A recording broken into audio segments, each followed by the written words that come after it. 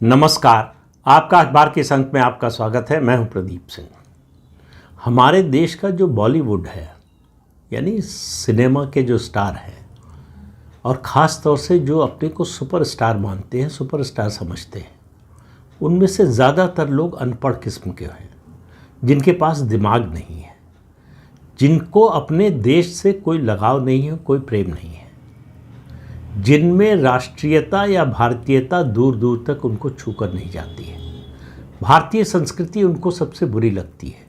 दुनिया में जो कुछ भारत विरोधी है उन सब बातों का वो समर्थन। रहते यहाँ हैं, कमाते यहाँ हैं, खाते यहाँ का है, लेकिन गाते हैं दूसरे देशों का। जो भारत विरोधी तत्व है उनके साथ उनकी बड़ी दोस्ती हो जाती है। उनको भारतीय संस्कृति का विरोध करने में एक अलग तरह का मज़ा आता है। उसको वो बहुत ज़्यादा एंजॉय करते हैं। उनको लगता है कि भारतीय संस्कृति का, भारतीयता का, भारत के गौरव का विरोध करके वो बहुत बड़ा काम कर रहे हैं। ऐसे जो सुपरस्टार हैं, कई मौके ऐसे आते हैं जब वो वैसे तो वो एक्सपोज्ड हैं, लेकिन उनकी पोल और ज़्यादा खुल जाती है। इस समय युद्ध चल रहा है दुनिया में। अमेरिका और इजराइल ने ईरान पर हमला किया, बदले में ईरान जवाब दे रहा है और उसके अलावा खाड़ी के देशों पर भी हमला कर रहा है। अब खाड़ी के देशों और ख़ास तौर से दुबई के बारे में भारत के जो ये तथाकथित सुपरस्टार हैं वो क्या सोचते हैं, क्या कहते हैं, इसके ज़रिए इनको एक्सपोज करने की कोशिश की है संदीप लोढ़ा ने।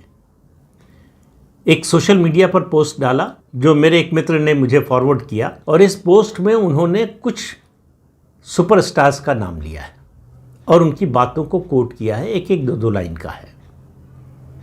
उससे आपको पता चलेगा कि इनकी सोच क्या है, इनकी निष्ठा कहाँ है।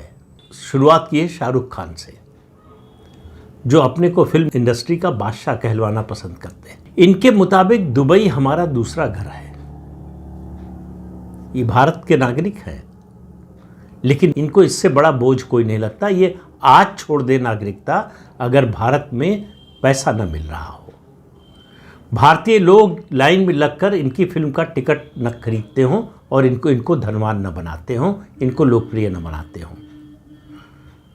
तो जो कहते हैं कि दुबई हमारा दूसरा घर है, आज उनकी क्या हालत है?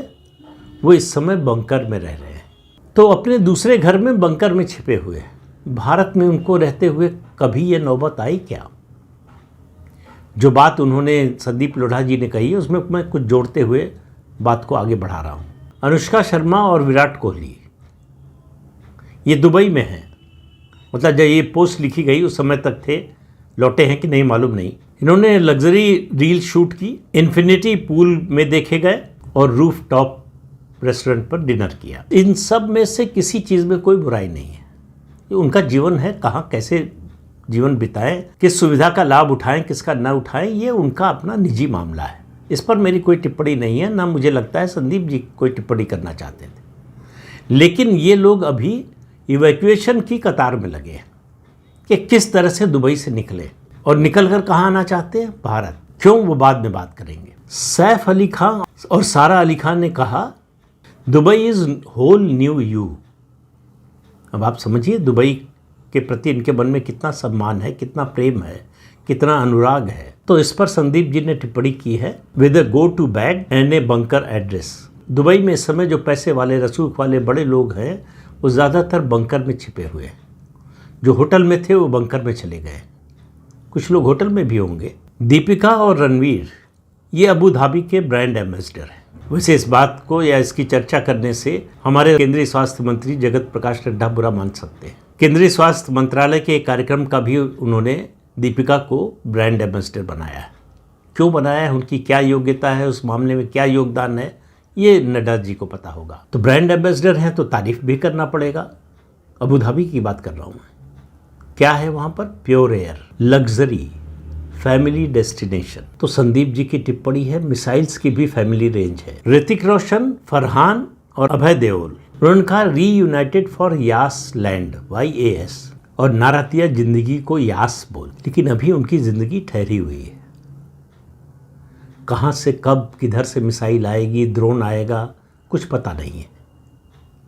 मुंह से यास नहीं निकल रहा है इस समय। और हमारे बुद्धिजीवी इन तथाकथित सुपरस्टार्स के विज्ञापन देखकर बहुत खुश होते हैं और वो बताते रहते हैं कि देखिए ये है सभ्यता, ये है विकास। और भारत की बात आने पर कहते हैं कि भारत की हवा में जहर है, सड़कें टूटी हुई हैं, दुबई में आज़ादी है, यूरोप में कल्चर है, लेकिन दुबई में इस समय फ्रेश एयर नहीं, बारूद की गंध आ रही है। और यूरोप की जो इकॉनमी है वो लाइफ सपोर्ट सिस्टम पर है। और यूरोप, खासतौर से इंग्लैंड की बात करें, ये संदीप जी ने नहीं कहा है, मैं बता रहा हूँ, आपको भी मालूम होगा, जो ग्रूमिंग गैंग है उसने यूरोप के कल्चर का क्या बनाया है, उसको एग्रीकल्चर भी नहीं कह सकते। कोई भी अगर सेल्फ रेस्पेक्ट वाला देश होता तो उसको शर्म आती, शर्म से डूब मरता। जो कुछ ये ग्रूमिंग गैंग के लोग वहाँ की बच्चियों पर अत्याचार कर रहे हैं, लेकिन यूरोप में इस पर किसी को कोई फर्क नहीं पड़ता, सरकार को भी नहीं। अमेरिका अपने ही बनाए गठबंधन को तोड़ रहा है। आज पता नहीं नेटो की क्या स्थिति है, वो एकजुट है ये ऐसा तो दिखाई नहीं दे रहा। फिर संदीप जी कहते हैं कि इन लोगों के लिए, इन बुद्धिजीवियों के लिए भारत बोरिंग है। वो ठीक कहते हैं, मैं कह रहा हूँ कि सही कहते हैं लोग, क्योंकि यहाँ तो मिसाइल गिर नहीं रही है, तो एडवेंचर नहीं है, कोई इवैक्यूएशन नहीं हो रहा है, तो उस तरह का रोमांच नहीं है, लोग फंसे हुए नहीं हैं, तो जीवन का संघर्ष का जो मज़ा है वो नहीं मिल रहा है। यही बुद्धिजीवी लोग सवाल उठा रहे थे कि मोदी पुतिन से क्यों मिल रहे हैं, नेतन्याहू से क्यों मिल रहे हैं। ये लोग सवाल उठाते थे कि हम रूस से तेल क्यों खरीद रहे हैं, हमारी विदेश नीति शर्मनाक है, ऐसा कहने वाले। संदीप जी पूछ रहे कहाँ हैं, मैं उनको देखना चाहता हूँ। भारत को रीढ़ विहीन बताने वाले कहाँ हैं। भारत ने रूस, इजराइल, अमेरिका, ईरान और खाड़ी के देशों, यहाँ तक कि तालिबान से भी बात की है। और मैं ये पूछ रहा हूँ कि दुनिया में कोई और ऐसा नेता है जो इतने सारे देशों से बात करने की हैसियत रखता हो और जिसको लोग सुनने को तैयार हों। तो इन बुद्धिजीवियों ने भारत सरकार के, भारत के प्रधानमंत्री के इस प्रयास को समझौता कहा, भारत सरकार ने इसे विकल्प कहा, नए विकल्प की तलाश कहा। तो आज भारत विकल्पहीनता की स्थिति में नहीं है। जब खाड़ी के देशों में आग लगी, खाड़ी के देश जलने लगे, तब हमने बैक चैनल खोले अपने, उनसे बातचीत के लिए। जब यूरोप ब्लीड कर रहा था, उसकी इकॉनमी ब्लीड कर रही थी, तो हमारे पास व्यापार गलियारा था। Mother of all deals European union ने भारत से ही की और किसी देश से नहीं है। इसको उपलब्धि नहीं मानते इस देश के बुद्धिजीवी और कुछ राजनीतिक लोग। ये सब इसलिए हुआ, संदीप जी कहते हैं कि कोई एक व्यक्ति है जो 10 कदम आगे की सोच रहा था। जाहिर है कि उनका इशारा प्रधानमंत्री नरेंद्र मोदी की ओर है, जो कहते थे कि भारत गंभीर देश नहीं है। वो देख रहे हैं कि भारत दुनिया भर से वॉर जोन से अपने लोगों को बचाकर निकाल रहा है। ये पहला उदाहरण नहीं है, इससे पहले भी युद्ध रुकवाकर अपने लोगों को सुरक्षित वापस लेकर आया है भारत। भारत इस समय दुनिया की एकमात्र सभ्यता है जो न ब्लीड कर रही है, न भीख मांग रही है, न झुक रही है। अमेरिका ने 50% टैरिफ लगा दिया, फिर भी रूस से तेल खरीदना हमने बंद नहीं किया। ये राहुल गांधी कुछ भी बोलते रहे, क्योंकि उनको सच से कोई उनका वास्ता नहीं है, उनको सच बोलना नहीं है। सच बोलेंगे तो एक्सपोज हो जाएंगे, तो इसलिए सच से दूरी बनाकर रखते हैं। ये मैं कह रहा हूँ, संदीप जी ने नहीं कहा। तो जिसका ये लोग मजाक उड़ा रहे थे कि ये वोट चोर है, स्पाइनलेस है, इसकी विदेश नीति खराब है, रीढ़ विहीन है, संदीप जी कह रहे हैं कि मैं उनको देखना चाहता हूँ। अक्सर इतिहास वो लोग लिखते हैं जो गलत होते हैं, लेकिन इस बार ऐसा नहीं होने वाला। इस सारे वैश्विक संकट के बीच में भारत अभी भी अडिग खड़ा है। ये कोई सामान्य बात नहीं है कि ब्रेंट क्रूड का दाम $120 पर बैरल पहुंचने के बाद भी भारत में पेट्रोल और डीजल का दाम नहीं बढ़ा। हमारे पास स्ट्रेटेजिक रिजर्व है जो 60 से 70 दिन तक का है। जब ईरान इराक युद्ध हुआ था, खाड़ी का युद्ध हुआ था वो, तब हमारे पास सिर्फ 3 दिन के रिजर्व। तुलना कर लीजिए उस समय की स्थिति और आज की परिस्थिति। एलपीजी की जरूर समस्या हो रही, क्योंकि इसको स्टोर नहीं किया जा सकता उस तरह से, लेकिन उसमें भी ऐसा नहीं है कि बहुत क्राइसिस हो गई है। भारत पिछले कई सालों से और आज भी लगातार अलग अलग विकल्प तलाश रहा है, ऐसे रास्ते खोज रहा है जहां से तेल लाने के लिए, गैस लाने के लिए जलडमरू मध्य का इस्तेमाल न करना पड़े। जलडमरू मध्य यानी स्ट्रेट ऑफ हॉर्मुज, उसका इस्तेमाल न करना पड़े। रूस हमसे कह रहा है कि हम तेल देने के लिए तैयार हैं। तो खोजा क्या विरोधियों ने? कहा कि अमेरिका ने इजाज़त दी है इसलिए तेल खरीदेंगे। अरे अमेरिका इजाज़त देने वाला कौन है? उससे अनुमति मांगी किसने? हम पहले भी खरीद रहे थे और आज भी खरीद रहे हैं और भविष्य में भी खरीदते रहेंगे। भारत सरकार बार बार कह रही है कि हमारी प्राथमिकता अपने लोगों की सुरक्षा और अपने देश की एनर्जी सिक्योरिटी की प्राथमिकता है, लेकिन ये सब देखने के लिए लोग तैयार नहीं है। तो इस देश का जो बॉलीवुड है, मुझे नहीं लगता कि दुनिया में कोई ऐसा वर्ग है जो इतना नकली है, इतना सतही है, दिमाग से इतना पैदल है। इनको ना अपने देश के कल्चर की जानकारी है, ना अपने देश की जो ताकत है, अपने देश में जो अच्छा है उसकी जानकारी है।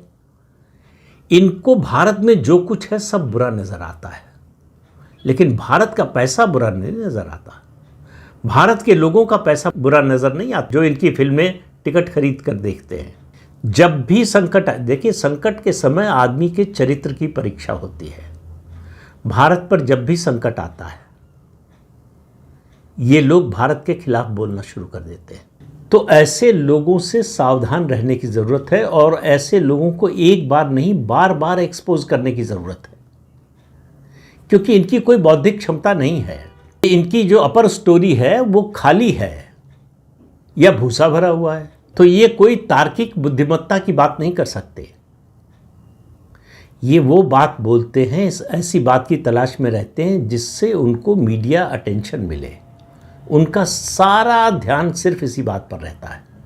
सरकार को गाली देने से मिलेगा तो गाली देते हैं, सरकार को की प्रशंसा करने से मिलेगा तो प्रशंसा कर देते हैं।